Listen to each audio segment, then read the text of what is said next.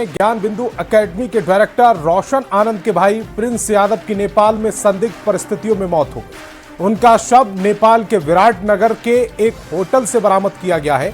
घटना के बाद नेपाल पुलिस ने मामले की जांच शुरू कर दी है और 6 लोगों को हिरासत में लेकर पूछताछ कर रही है। फैजल खान की कोचिंग खान ग्लोबल स्टडीज के साथ हुए विवाद के बाद रोशन आनंद और प्रिंस खान के खिलाफ एफआईआर दर्ज कराई गई थी। प्रिंस यादव गिरफ्तारी के डर से नेपाल चले गए थे। प्रारंभिक तौर पर मौत के कारणों का खुलासा नहीं हो पाया है। पुलिस अभी सभी पहलुओं से मामले की जांच कर रही है। सहरसा के धमसेना गांव के रहने वाले प्रिंस यादव अपने बड़े भाई रोशन आनंद के साथ रहते थे। घटना के बाद परिवार में शोक का माहौल है। परिजन नेपाल के लिए रवाना हो चुके हैं।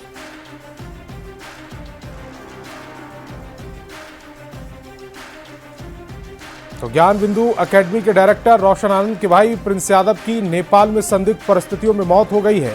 उनका शव नेपाल के विराटनगर के एक होटल से बरामद किया गया है।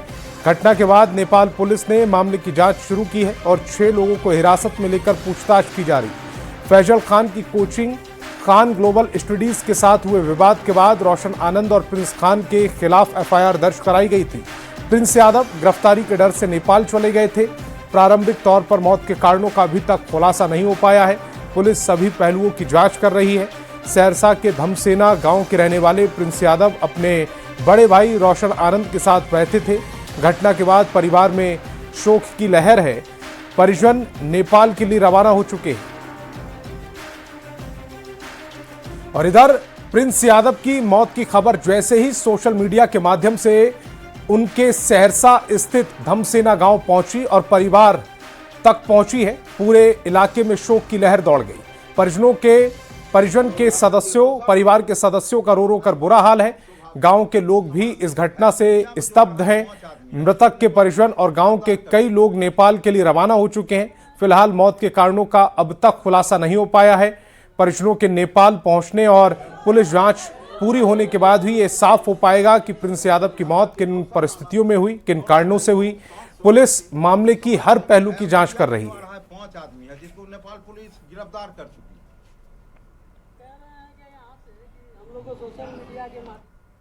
है। हमारे और जैसे प्रिंस का हत्या हो गया है। सर फोटो कुछ वहाँ का आया नेपाल का? अभी तक कोई फोटो नहीं है। अब बोले 30-35 आदमी यहाँ से जा चुका है। गया है आदमी, लेकिन फोटो नहीं आया, अभी तक नहीं आया। नहीं, वहाँ से कोई जानकारी आप लोग को अभी तक कोई जानकारी? किस हालत में हुआ है, क्या हुआ है, हम लोग को पता नहीं है। इतना जानते हैं कि उसका मौत हो गया। हम तो ऐसा जीवन में जब से जन्म लिए हैं तो ये परिस्थिति हमको पहली बार देखने को मिला कि एक भाई का लाश हो, एक भाई जेल में बंद हो और बहन का मंडप की तैयारी चलता हो। इतनी बड़ी कष्ट भगवान दुश्मन को भी ना दे जो अभी रोशन आनंद और हम लोग के परिवार पर है। और हम लोग से ज़्यादा इस गांव 6 वार्ड का गांव है। 6 वार्ड का गरीब गुरबा रो रहा है, कहीं भोजन नहीं बन रहा है। यहाँ से हम लोग का भाई गए हैं, प्रिंस का चचा लोग भी गए हैं, गांव का गए और रिलेशन का भी बहुत सारे लोग गए हैं नेपाल के। कहाँ? नेपाल विराटनगर। देखिए ये तो अभी जांच की विषय है। जब तक हम लोग को पूरी जानकारी नहीं प्राप्त होती है इस पर कैसे कुछ हम बोल सकते हैं। नहीं, मौत अगर हो जाती है तो क्या लग रहा है आपको, किसका हाथ हो सकता है?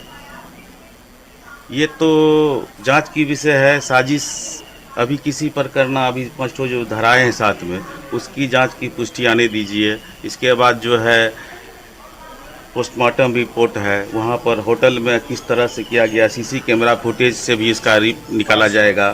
सोशल मीडिया के माध्यम से ये रोशन आनंद के छोटे भाई की नेपाल में संदिग्ध हालत में मृत्यु हो गई। वो तो जांच का विषय है। जब तक पोस्टमार्टम नहीं आता तब तक किसी पर आरोप प्रत्यारोप तो नहीं किया जा सकता। एक भाई जेल में है, दूसरे भाई मृत्यु हो गई और उनके सिस्टर की शादी है, चचेरी सिस्टर की शादी है 29 तारीख को। पूरा गाँव तो मर्माहत है।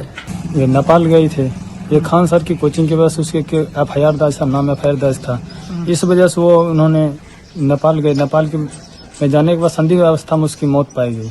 ठीक, इससे हम लोग को सोशल मीडिया के थ्रू से पता चला और 29 को उसका चचेरी बहन का शादी था। इस वजह से अगर ना ही खान सर के ऊपर उसका आवेदन होता, ना उसका केस होता, ना वो नेपाल जाता, ऐसी घटना नहीं करते। घर में पूरा मातम सी छाई हुई। और ज्ञान बिंदु के डायरेक्टर रोशन आनंद के चाचा राजीव कुमार मेरे साथ फोन लाइन पर जुड़ रहे हैं।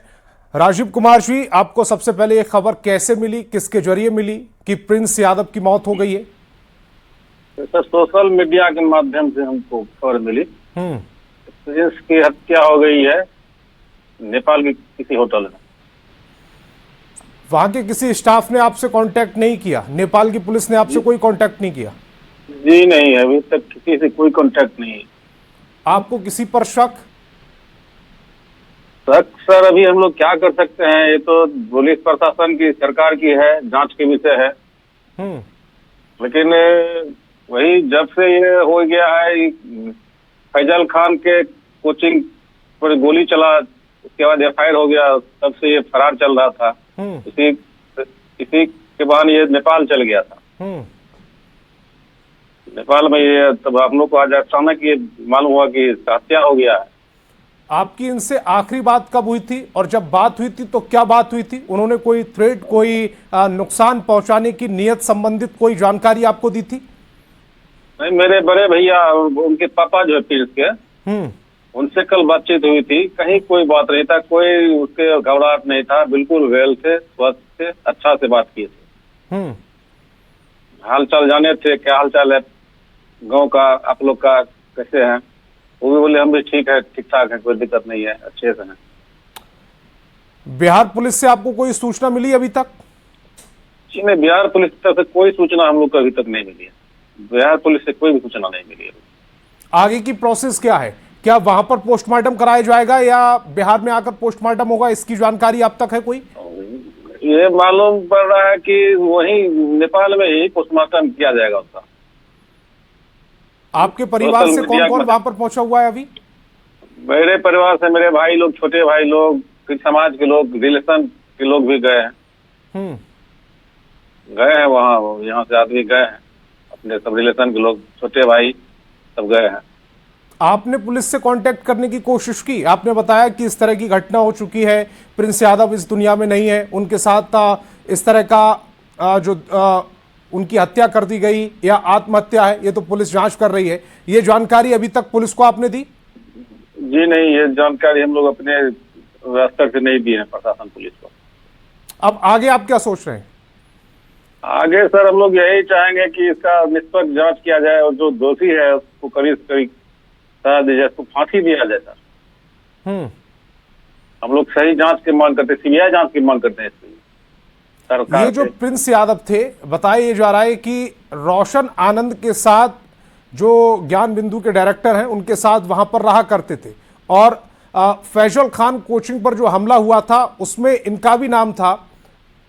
मैं आपसे ये समझना चाह रहा हूं, क्या आपने रोशन आनंद से इस संबंध में कोई बातचीत की है? उनको ये जानकारी दी कि प्रिंस यादव अब इस दुनिया में नहीं है?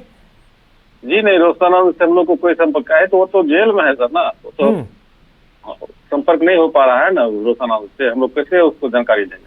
मतलब रोशन आनंद को अभी तक इस मृत्युकांड की कोई जानकारी नहीं है? जी नहीं, मेरे ख्याल से तो नहीं है। वो सोशल मीडिया से, कोई न्यूज चैनल से मालूम हुआ, वो न्यूज के माध्यम से तो हो सकता है। हाँ, हम लोग की तरफ से, परिवार की तरफ से रोशन से कोई भी बातचीत नहीं हुआ। तो फिर अब आगे आप क्या कदम उठाने की सोच रहे हैं? पुलिस के पास जाएंगे, रोशन आनंद को इस बात की जानकारी देंगे? एक आपके परिवार के कुछ लोग पहुंच चुके हैं इस समय नेपाल में, वहां से शव को लाने की प्रोसेस चल रही होगी। अब हम लोग अभी यही है कि डेड बॉडी हम लोग लाए, वहाँ गया है हम लोग का भाई लोग, डेड बॉडी आएगा, उसके बाद हम लोग उसको दाह संस्कार करेंगे, उसके बाद फिर आगे के लिए जो भी किया जाए, कार्रवाई किया जाए, प्रशासन में जाना हो कि जहाँ जाना हो जाएंगे। आपको किसी पर शक है? सर कभी हम लोग कहाँ शक करेंगे? वही नहीं, वो फैजल खान से वही कोचिंग वाला झंझट लाए हुआ है, वही बस वही ना, इससे पुलिस के साथ किसी का दुश्मनी था ही नहीं। फैजल खान के अलावा आपका किसी से कोई रंजिश नहीं थी? आपकी किसी से कोई दुश्मनी नहीं थी? कोई रंजिश नहीं जी, नहीं, किसी से कोई रंजिश नहीं। ठीक है राजीव जी, अब चूंकि ये शुक्रिया करने का समय तो नहीं है, क्योंकि एक विपदा आपके परिवार पर आकर टूट पड़ी है, लेकिन आप हमारे साथ जुड़े, आपने ये जानकारी दर्शकों तक पहुंचाई। इसीलिए आपका बहुत बहुत शुक्रिया। आप अपने परिवार का बहुत बहुत ख्याल रखिएगा। फिलहाल इसको तो याद रखते हैं।